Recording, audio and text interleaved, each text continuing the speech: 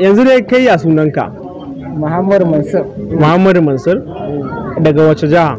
Sokoto. To amma inkiya fa? Kwari.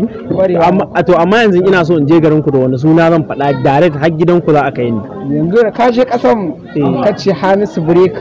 Hamisu Breka? To me yasa ake ce ma Hamisu Breka? Saboda ƙaunar da nake mai. Kana son shi sosai? Sosai. To na kaman rediyo ne a hannunka ko abin kiɗa ne? Wannan abin kiɗa ne. To shi waƙoƙin Hamisu Breka ne kawai a ciki? Shi ma Breka ne suna ne. Shi kan shi rediyon? Shi ma kan shi. To kai wannan wace irin soyayya ce ya raka? Ni soyayya da nake mai ba ran wani abu wanda yake ba ni shi nake so. Shi kan shi Brekan? Shi kan shi nake so. To yanzu idan Hamisu Breka aka ce zaka gan shi zaka iya zuwa Kano a ƙasa? A yanzu a ƙasa ko a ƙasa ma zan je. Zaka je saboda Hamisu Breka? Zan je saboda shi. In dai tabbas zaka gan shi? In dai an kace da gidan da nazo zan gan shi. Zaka je a ƙasa? To yanzu yanda ake zaunan nan babu kuɗi. A ce ga 10,000 ga kuma Hamisu Breka a can gefe yana wasa. Amma ban 100 zan aje su in je wajen kallon. Allah. Sosai mana. Kai amma wannan tsaya mutane suna gani kamar wasa kake amma wannan abin da kake faɗa da gaske har cikin ranka? Ni Allah ya sani har cikin raina da gaske ne. Da gaske? Allah ya sani. To yanzu za mu yi cewa Hamisu bai da wani masoyi bayan kai kenan. Gaskiya babu shi.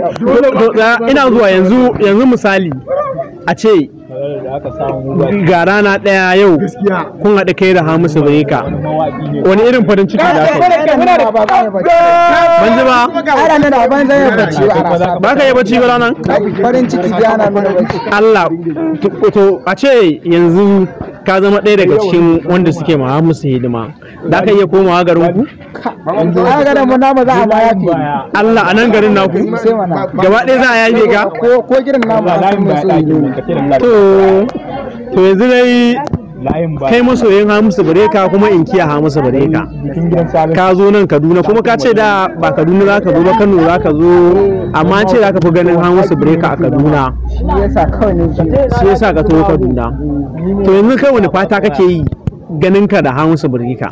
Yanzu fatan ka ina da mai fatan alkhairi. To kai wani fata kake yi saboda ka haɗu da Hamisu Breka? Kowa ka gani ina fatan cewa a gani shi ko zallan kani a ko ban haɗa hannu da shi ba. Ko ba ka haɗa hannu da shi ba ka gan shi ka hango shi ga can yana tafiya.